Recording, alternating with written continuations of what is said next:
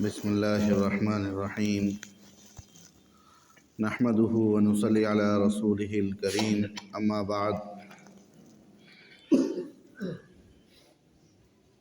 اعوذ باللہ من الشیطان الرجیم بسم اللہ الرحمن الرحیم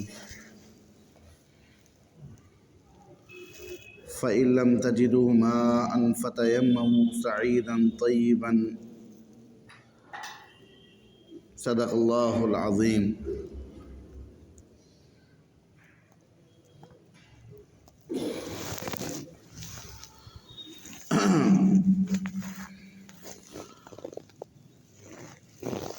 اللہ تبارک و تعالیٰ کی امت مسلمہ کے اوپر بہت سی سہولتیں ہیں، اور اللہ تبارک و تعالیٰ نے امت محمدیہ کو بہت سی رخصتیں اور سہولتیں عطا فرمائی ہیں۔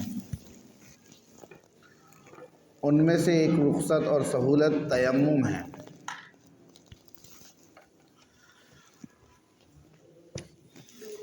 اگر کوئی شخص پانی کے استعمال پر قادر نہیں ہے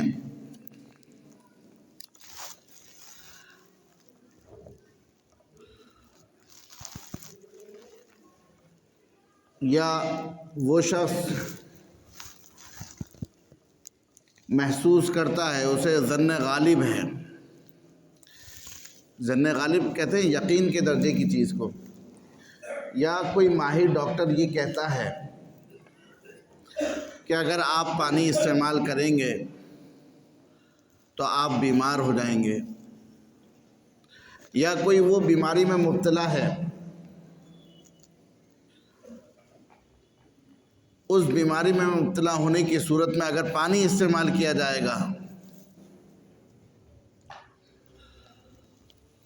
تو وہ اس بیماری سے دیر سے شفا ہوگی، وہ مرض دیر سے ٹھیک ہوگا۔ یا کوئی بیماری یا عذر نہیں ہے لیکن پانی ہی موجود نہیں ہے، 1 میل یعنی تقریباً 1.5 کلومیٹر کے علاقے میں پانی ہی نہیں مل رہا، اور اگر ہم پانی تک جائیں گے تو نماز کا وقت ضائع ہو جائے گا، نماز قضا ہو جائے گی۔ نہ پڑوسی کے پاس پانی ہے، نہ ہمارے پاس پانی ہے، یا پانی موجود ہے، مثلا ہم گھر کے اندر موجود ہیں لیکن گھر کے باہر پانی موجود ہے، لیکن باہر اگر جائیں گے تو کوئی درندہ ہے،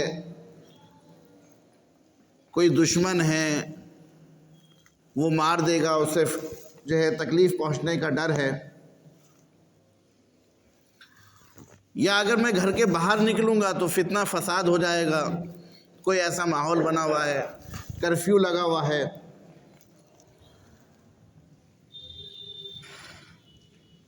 یا گھر میں پانی موجود تو ہے لیکن وہ پینے کے لیے موجود ہے، کھانے کے لیے موجود ہے، کہ اگر اس سے ہم نے غسل کر لیا یا ہم نے اسے اگر وضو میں استعمال کر لیا تو پانی پینے کے لیے بھی ختم ہو جائے گا، کھانا بنانے کے لیے بھی ختم ہو جائے گا۔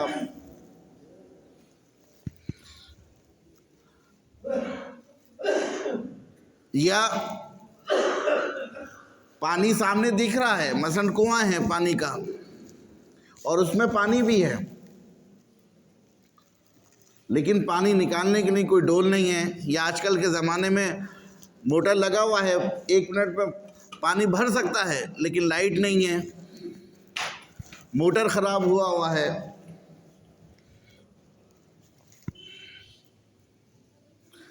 یا پانی موجود ہے لیکن پانی استعمال کرنے والا اتنا معذور ہو چکا ہو کہ وہ اٹھ نہیں سکتا، پانی کے استعمال پر قادر نہیں ہے، کوئی اس کا تیماردار بھی موجود نہیں ہے۔ تو ان سب صورتوں میں اللہ تبارک و تعالیٰ نے پانی کا بدل ہمیں یہ عطا کیا ہے کہ ہم مٹی یا مٹی کی جنس کی کسی بھی چیز سے تیمم کر سکتے ہیں۔ مٹی سمجھ میں آتی ہے سب کو. مٹی کی جنس کیا ہے؟ مٹی کی جنس ہر وہ چیز ہے جو جلانے سے جل نہیں سکتی، جلانے سے پگھل نہیں سکتی، یا مٹی میں ملنے سے ضائع نہیں ہو سکتی. ہر وہ چیز مٹی کی جنس ہے جو جلانے سے جل نہیں سکتی یا پگھل نہیں سکتی، یا ہم نے اگر اسے مٹی میں ملا دیا تو وہ خراب نہیں ہوگی. مثلا پتھر ہے، ٹائلز ہے، دیوار ہے، اینٹیں ہیں، سیمنٹ ہے، پتائی کی ہوئی دیوار ہے. اگر کوئی دیوار پہ آج کل جیسے رویل پینٹ وغیرہ ایسے چل رہے ہیں جس میں جو ہے آئل ہوتا ہے یا سیمنٹ وہ پلاسٹک ملی ہوئی ہوتی ہے، تو اس پر تو نہیں کر سکتے. لیکن جس پہ یہ چیزیں نہیں ہوتی اس دیوار پر چاہے پتائی کی ہوئی ہو تیمم کر سکتے ہیں. چاہے جیسے اب یہ پتھر ہے، اب اس پتھر پر چاہے ایک ذرہ برابر بھی ہمارے ہاتھ مارنے سے ہمارے ہاتھ پر مٹی نہ آئے لیکن ہمارا تیمم ہو جائے گا. جیسے ٹائلز ہیں، سنگ مرمر ہے، یہ سب مٹی کی جنس کی چیزیں ہیں.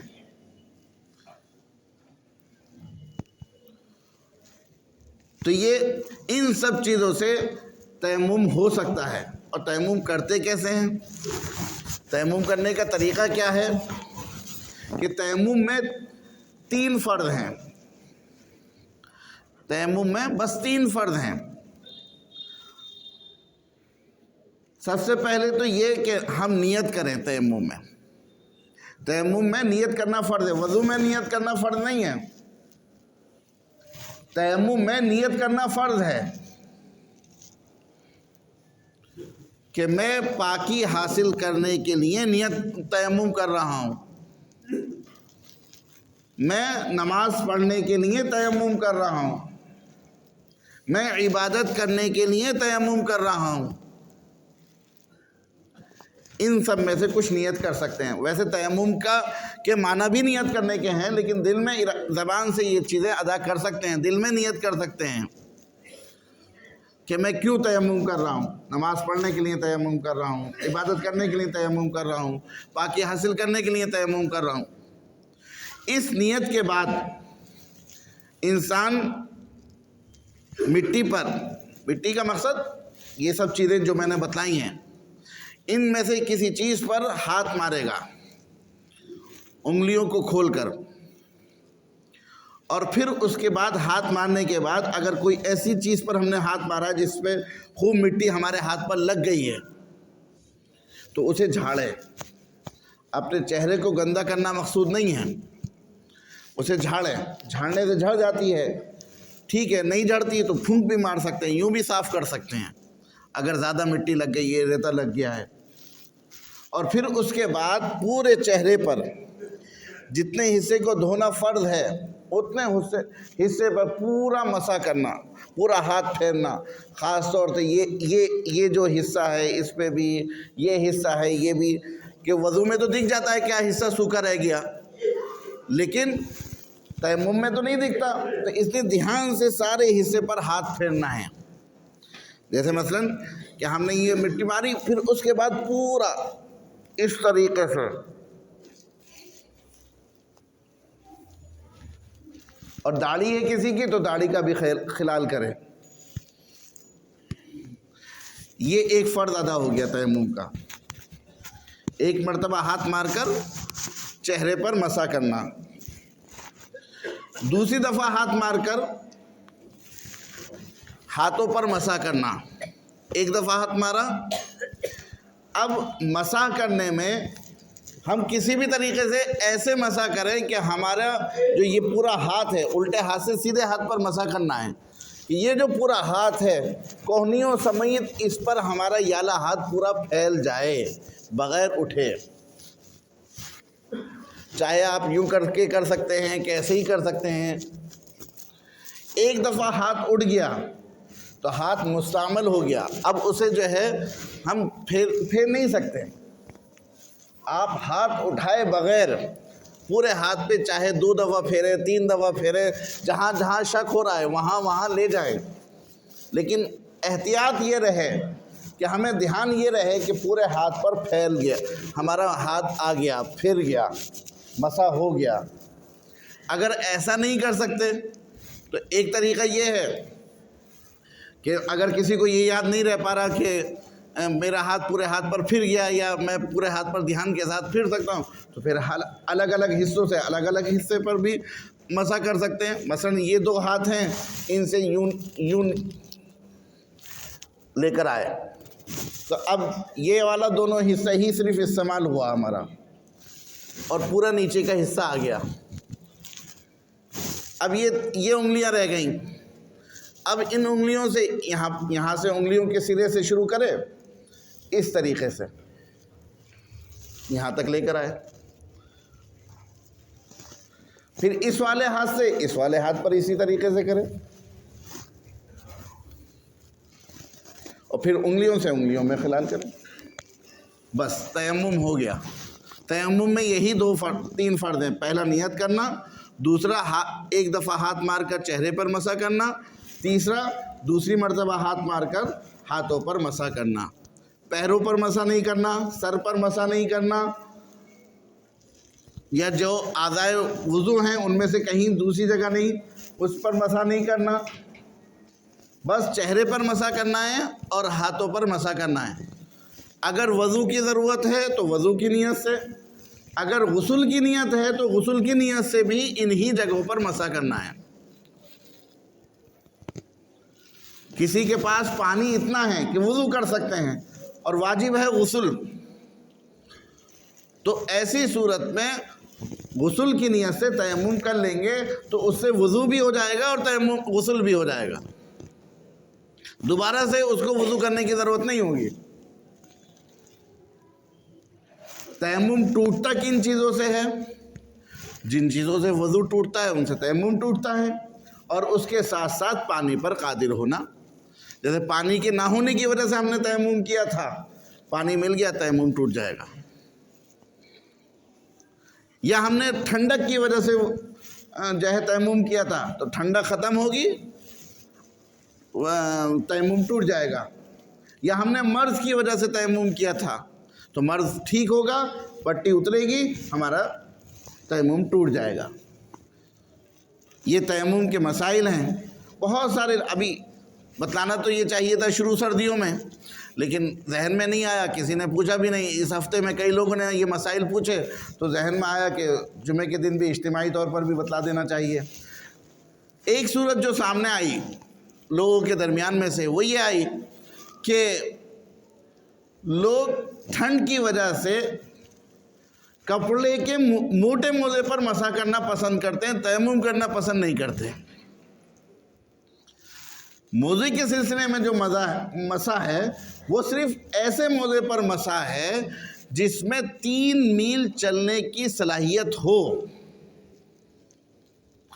یعنی آپ اس موزے کو پہن کر بغیر کسی جوتے وغیرہ کے صرف پاؤں میں وہ موزہ ہو اور آپ 3 میل چل لیں، یعنی تقریباً 4-4.5 کلومیٹر آپ چل لیں اور وہ موزہ نہ پھٹے، ایک شرط۔ دوسری شرط یہ کہ آپ کے موزے کے اندر نہ باندھنے کی کوئی چیز ہو، نہ الاسٹک ہو، اور وہ پاؤں پر رک جائے، اترے نہیں، گرے نہیں، اس موزے پر مسح کر سکتے ہیں۔